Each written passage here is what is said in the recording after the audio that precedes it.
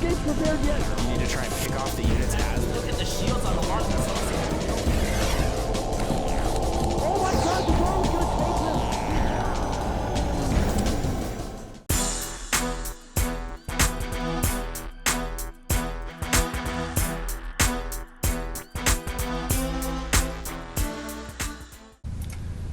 Hey guys, it's Tasteless. I'm with Artosis, and we're doing game number 3 here with Nerchio, who we see in the bottom right, against ThorZaIN here in the opposite starting location.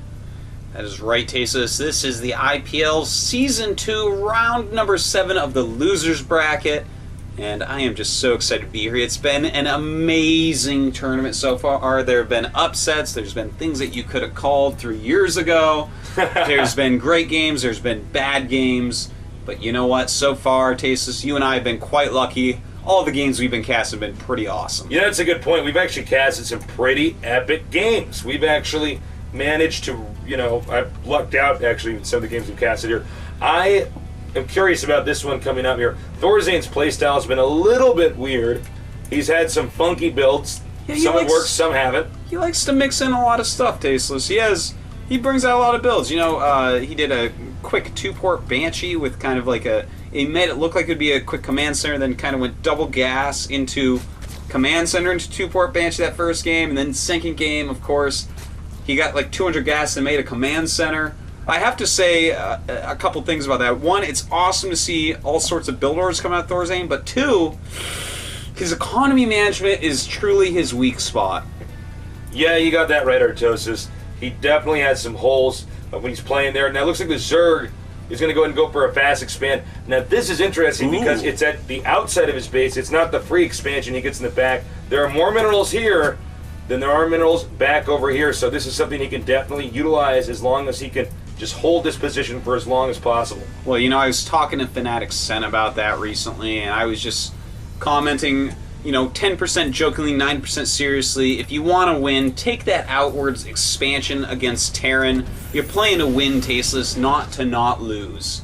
And the back one, it's safe. You're less likely to die to any sort of quick rush, but it's a long map, and that's safe. So as a third base, you can take it super quick if you held off everything to the front. Meanwhile, it looks like we have an SCV back over here in ThorZaIN's base. What's he doing? I don't know. I was going to say he's going to make a command center. It seems like he sent that over there a little bit too soon. Maybe he's going to mine a mineral, I take it, and then go ahead and expand there. But it looks like right now, especially since these gases aren't taken, we're going to see some fast expand games. I think so, Tasteless. I mean, this is the map to do it on, make those fast expansions. Nerchio sending some drones down to his expand. I'm liking everything I'm seeing so far. Yeah, I am as well. It's going to be probably a pretty epic long game here because of the distance between these two guys. And, of course, on a map like this, the architecture is a little bit funky, not as easy to just have a straightforward push, and especially not easy when you're this far apart. Yeah, Crevasse is a long, long map. It's not the biggest map, Tasteless, but it takes a while to get anywhere. Ooh, I like that command placement, don't you?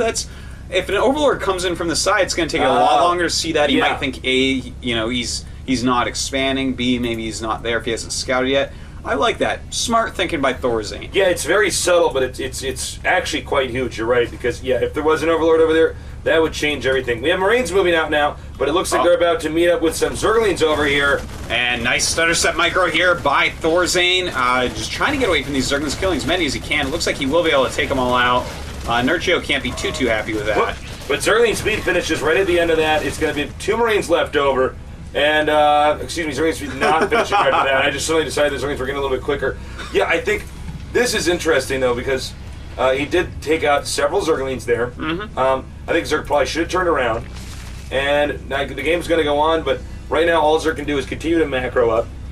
And look at this from ThorZaIN. This is kind of mid-range, just making 2 barracks, his second one after his expand, and then going up to 2 facts. Not something you see every day. ThorZaIN definitely has his own interpretations of how to play this matchup. Well, we have seen Marine Hellion used periodically. That's true. And it is pretty effective. You got to be careful because roaches are so good against it, but that might be what he's going for in this game. Yeah, this is not really a map you want to use roaches on. This is, by all definitions, a Mutalisk map. The back expansion for Terran is so far away from the front ramp I mean, you can Mulus Grass up there. It takes forever for the Marines to walk around. Then you just walk somewhere else, Stasis. Or you don't walk, you fly, because you have Mutalisks. Yeah, Mutalisks are great on this map for all the reasons that you just said. I think that right now we're going to have to see another plan here from the Terran. He's going to have to probably hunker down, try to do some pretty heavy push, probably after he takes this expansion over here. I don't think you can win with a 2-base timing push here. Yeah, a lot of Terrans seem to love the 3-base timing pushes on Crevasse, but I gotta say, the 3-base is not too scary. 1-base can be pretty scary, 2-base can be very scary for Zerg, but as Terran takes 3-base, that gives Zerg this funny timing to get 80-something drones, 4 to 5 bases, and feel like they can crush the push. So I'm hoping that ThorZaIN plays a slower macro game. You know, recently the non-Korean scene has had a really tough time with this matchup, where they're not really, you know, following the lead of the Korean pro gamers, where you play a longer, more drawn-out TVZ and take more than 3 bases. Yeah, I think the correct attitude to go into this, that's the one, like you said, that the Koreans are doing, is to be ready to play a conservative game, to know how that's going to look, and, you know, essentially be prepared for, you know, something that could be a 20, 30-minute game. Yeah. Some of these guys, they have a lot of experience, the non-Korean scene, ending games right away, but the longer the game goes, the more they're out of their element. Here we have some Hellions coming in here, chasing down some Zerglings. These Zerglings are in trouble. They will not get they will not get very far, and they did. I believe they got to see. Well, they got to see the 3 barracks. I guess they probably wouldn't have seen the factories, but yeah, not quite. But that's all right, Tasteless. A lot of Siege Shanks being produced. It's going to help him against any Roaches and against any Banelings.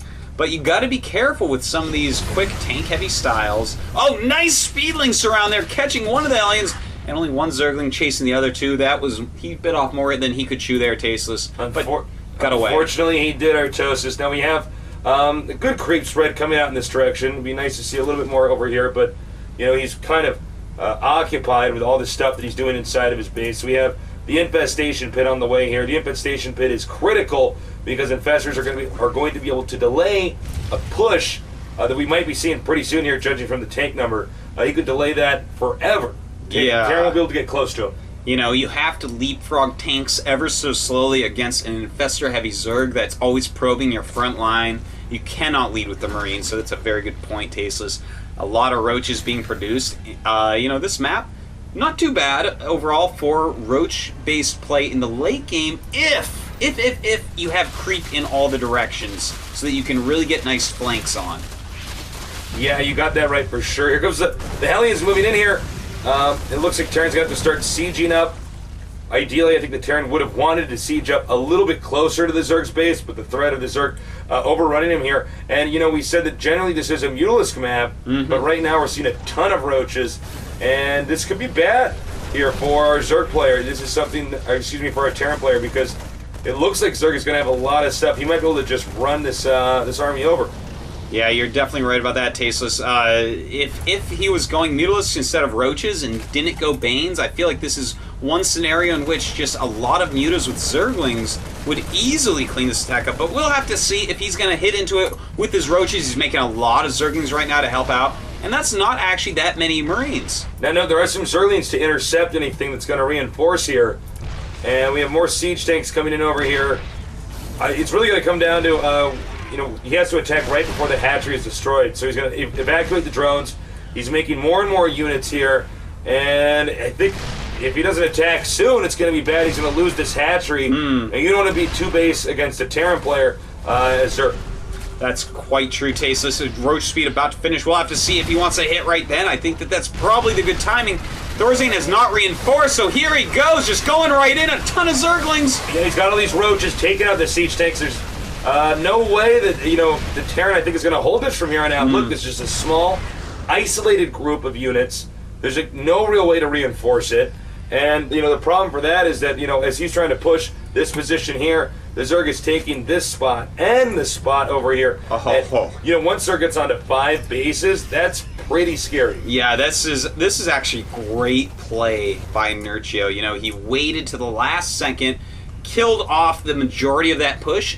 ThorZaIN actually needs to go home, but he realizes if he unsieges, he's going to be surrounded even quicker. There's a watchtower taken right now by our Zerg player Nerchio, right there as you see. So, see, as these move out, Nerchio comes up to crush everything. He comes in here, a fungal, and that wasn't even necessary. Could have run over him anyways, but this just goes to show you how badly Nerchio's winning. Meanwhile, the medevac drop is moving in and will land over this expansion, or no, it's actually going to go over. Yeah. Okay, it is going to. I was like, wow. Don't second guess yourself. I thought I played that pretty well. Okay, so I don't know if this made any sense, because frankly, there's no way that would have been able to be killed. Yeah, well, he's got a lot of these speedlings with the speed roaches. The creep is doing all right, and Did he get a bungle? I think that's the one used before. Yeah, not quite too enough bad. energy. That's fine, though. I mean, ThorZaIN, he kind of is figuring out what's going on, but he's already lost a small push that, let's be realistic, it didn't do anything. It killed some Zerglings and Roaches, it killed no drones, it killed no hatcheries, and he lost a ton of gas-heavy units doing it. It was actually, to be frank, a bad push, a bad move. Nerchio punished him for it, and look at the supplies, 161 to 125. Nerchio is about to pop up to 85 drones or so against the 75 SCVs of his opponent, but he's going to be on 5 base. So Nerchio is he's going to feel like a king right now. Looks like Zerg's moving out. And, to go off what you were saying, one thing that can happen very often is Terran can do just one push in the mid-game. If it fails, it's almost impossible to recover. Yeah. It's pretty unforgiving as Terran in that sense. Well, that's the thing, Tasteless. I mean, you send out 6 siege tanks, a couple medevacs, and your Marine force, and it doesn't do anything and you lose it, of course you're going to be way behind. And a lot of these Terran players nowadays are having a hard time understanding this. All right, we have 2 medevacs moving out. Now, you can keep using medevacs if they're going Roach and Fester, but you have to be careful because you can get fungal. They can put infested Terrans underneath your medevacs. You really, really, really want to be careful. It's not like where we see these Terrans randomly going for mutalisks. I mean, sending medevacs out when their opponent's going mutalisks and just losing. But hold that thought. Here comes the attack now. Bungle on the siege tanks, and frankly, this Terran army is going to get completely owned. Ouch! ThorZaIN in a lot of trouble here, Artosis. Yeah, that was just so one-sided. He's going to come and see a planetary. Might want to run from that. Nice fungal going off. We'll probably pick off the tank, but that planetary doing a lot of damage, and ThorZaIN does repel Nerchio for now. Now we got a drop over here at this expansion hatchery, and I don't think that actually Nerchio can save this. No, he cannot. That was a very successful drop. Now all he has to do is pick up and leave. There's other locations such as this one he could drop as well. Indeed, there are, and I think he's going to go look for some of those. Oh my god, did we just have a fungal on those? Yes, we did, in fact, and infested Terrans really turning on their brethren, but tasteless. The joke's on them, they don't have long to live. No, they don't. Look at that, it's terrible. It's like, so, I'm an infested Terran. I guess this is... He's like, it's pretty alright being a Zerg, actually, I don't like fighting these guys so much. Feels good to stand on the creep. Oh, I want to make more jokes, but I can't because this command center is about to land over here. Meanwhile, Zerg also expanding to this location over here in the center right. Frankly, Artosis, the Zerg is just getting so big, it's almost out of control. I mean, at this point, he's up 50 supply. He's really kind of crushing face. ThorZaIN having a hard time finding a 4th base, as all his minerals are going to be mined out. Look at that. I love that's so good. That. Yeah, I mean, just putting this creep here, that's a few seconds delay before this command center can land and start to turn into a planetary.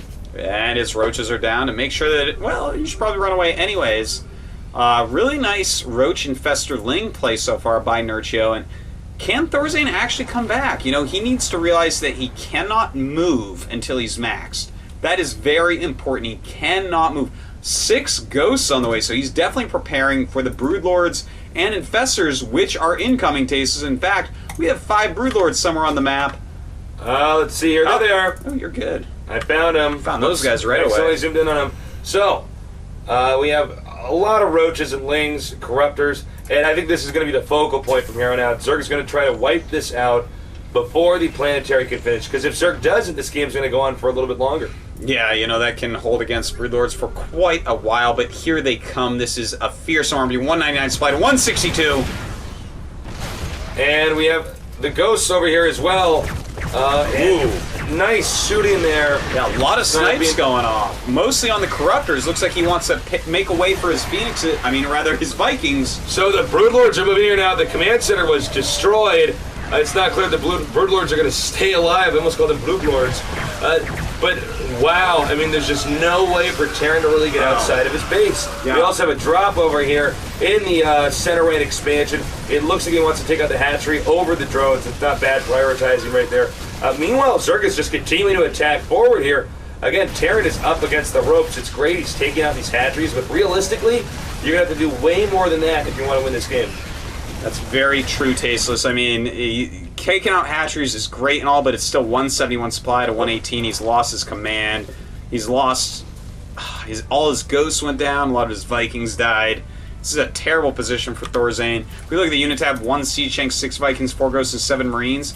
No, Tasteless. No. No, not against 177 supply Zerg, Tasteless. I agree with you, Artosis. No way in the hell that's going to actually happen. Basically... I don't know. I mean, Terran can try to expand again, but I think it's going to be, it's going to be Groundhog's Day right now. It's the same thing, same day. And he's not even learning how to ice skull. No, he's not. He's not making that girl fall in love with him, unlike the movie. Yeah. So this is not good. Another expansion over here, and look, he's getting buried alive. We don't have another drop though. Nice little drop going on, good positioning on it, but I mean, as soon as an Infestor comes in, and there's even Corruptors there to chase this away, but Nerchio, I don't think he's even focusing on things like this. He's like, ThorZaIN, why are you in my game? I'm making hatcheries everywhere. I'm getting full upgrades. I'm maxed out. What do you have? You have nothing. Nerchio, why do you talk like this? It's kind of annoying. All right, we have the command center planted over here. We're still waiting for the Zerg to attack. The Zerg is maxed. It looks like that attack moment is going to be now. Was going to be now, and then he backed up. Now it won't happen. He's got the EMP, those Infestors. Oh! Nice. Fungal on the Ghosts. Yeah, those Ghosts taking a lot of damage. They're going to be taken out very easily. Not so good against Roachling. Like those units they're worst against, and... Oh, man. Is he going to get this? I think he might taste this. ThorZaIN holding out all hope. Well, you know what? He should have been attacking the SCDs. Looks like Nerchio is a little bit preoccupied right now. So the planetary will get up, but...